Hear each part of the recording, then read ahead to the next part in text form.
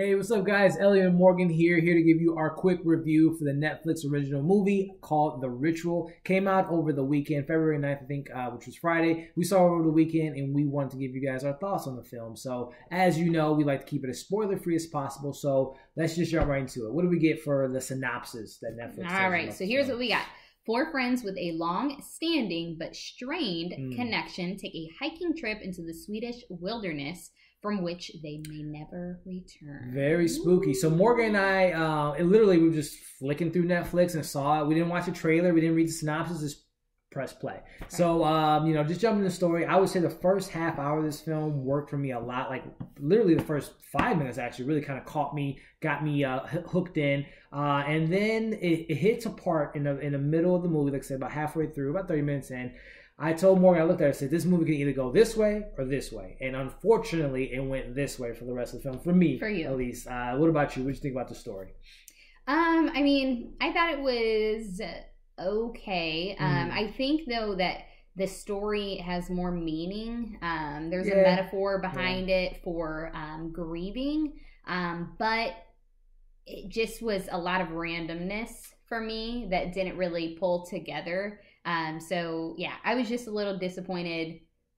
There were a lot of loose ends, like things that didn't make sense, or there was no rhyme or reason for them. I'll say that. I know the director, I can't think of his name off top, but I know he has some, one of his first directing jobs had to do with like VHS, that one weird movie, like a bunch of anthologies of films. And I think that's where kind of this film has. It has like this different flavors, and it didn't mix well to me, which leads into the performances. So we have these friends, Hutch, Luke, Paul, Dom, that are kind of like the main crew of friends. And Phil, I forgot about Phil. And I mean, so performances worked for me. There was no sour thumbs or anyone that stood out to me, except for Phil. That sometimes there's a point in the movie where he has kind of a switch in his personality and kind of goes through some things, and the way he portrayed that didn't work for me. But other than that, the performances were okay. The group of friends, there were points where you can see, okay, yeah, they're friends. They've been friends for a while, but then some of it was just kind of. It's a point you got to, which, I mean, what did you think about the performance? I think you brought it up. I thought that they had good chemistry. Yeah. You could tell, as in the description, it says that they have a long-standing relationship, but they have a strained connection due to reasons you would find out if you watch this movie. Yeah. But I feel like you can feel that. You can feel like, okay, these guys were buddies in university, and then they've gotten older, some kind of gone about their own lives. Yeah. Some have grown up, some have not. So you can feel that strain. Yeah. I thought it was fine. I thought they all did a good job for what the movie was worth. Hutch was probably my favorite character. He just seems to like be the leader of the pack. Kind of keeps them kind of like the dad of the group, I guess. Yeah. So I liked him probably the most, but I thought they did a good job. Yeah, like I said, across the board, pretty solid performances. Our main character, Luke, who while we were watching it, we remember him from Black Mirror, one of the episodes with John Hamm. He was a pretty good lead. Some points were a little weaker than others, but across the board, obviously the performance was okay. So kind of finishing up the video with our final thoughts and score, I would say the saving grace that I would say this is worth watching, and we'll get to our score here, but the cinematography and the way the movie looked, it was filmed in Sweden, and it was just.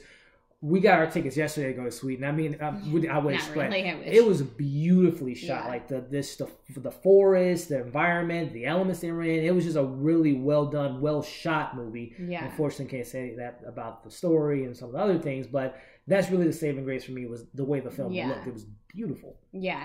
I enjoyed the movie. I think a little bit more than you did, but I think if the cinematography hadn't been set up the way it was, then I would have kind of lost myself at the point Elliott did. Yeah. But the film was seriously so goddamn beautiful that it was like from a painting. Like it was absolutely really beautiful, like screensavers type stuff. It was so pretty. So I think that it had a longer lasting effect for me where I was like, okay, this movie isn't that terrible. Yeah, I mean, we just recently watched, which we didn't do a review for, but we saw Open House, which was terrible. Yeah. And this was a Netflix But that original. Was the acting. The acting wasn't terrible in this movie. There were some points where they were a little offbeat, but like the acting was okay. Yeah. I mean, they're not going to receive any awards, but it's like Open House, the acting was terrible. Yeah, and so, I mean, getting into our score here, I'm going to give it a 2.5 out of 5. For me, like, again, I think the story was kind of weaker. The characters were solid, but not memorable. The cinematography is really what gives me a 2.5 versus like a 2. So to me, I was kind of bad. But I would say, since it's on Netflix, why not watch it? It's worth watching, at least from the cinematography standpoint. But 2.5 out of 5 for me. What about you? Yeah. So I'm going to give it a 3. And the reason I'm going to give it a 3 is, number one, hands down, cinematography. Absolutely beautiful. I felt like the chemistry was somewhat okay.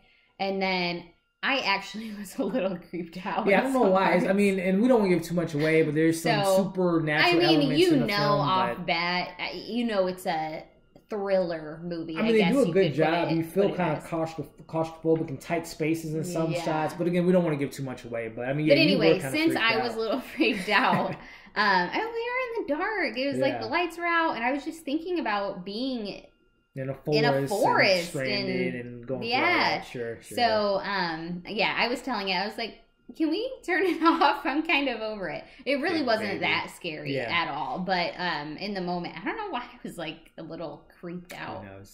I thought I saw trees moving when I took my dog outside later that night. I was like, oh my God, it's so scary. So what was your score? Do you have a score there? I said a 3. 3? Okay, 3. Yeah. So 3 out of 5 for Morgan, 2.5 out of 5 for me. Again, it's on Netflix. If you have it, why not watch it? I mean, there's other great content on Netflix. There's no point in getting Netflix to watch it. Yeah, for sure. I would definitely say that. So, again, guys, we would love to know what you thought about the film if you were able to check it out, as well as what are you excited about as far as other Netflix originals that are coming, and also what are your favorite Netflix original movie that they have released in the last several years they've been on top. So we would love for you guys to comment below. As always, follow our social media accounts, which you can see down here. We love to continue the conversation on our social media, as well as subscribe to our channel. And some things to look out for. We'll have a special Valentine's video coming out for you guys, as well as one of our most anticipated movies are coming out later this week in Black Panther. So we'll have that for you. So as usual, I think I got a little outro.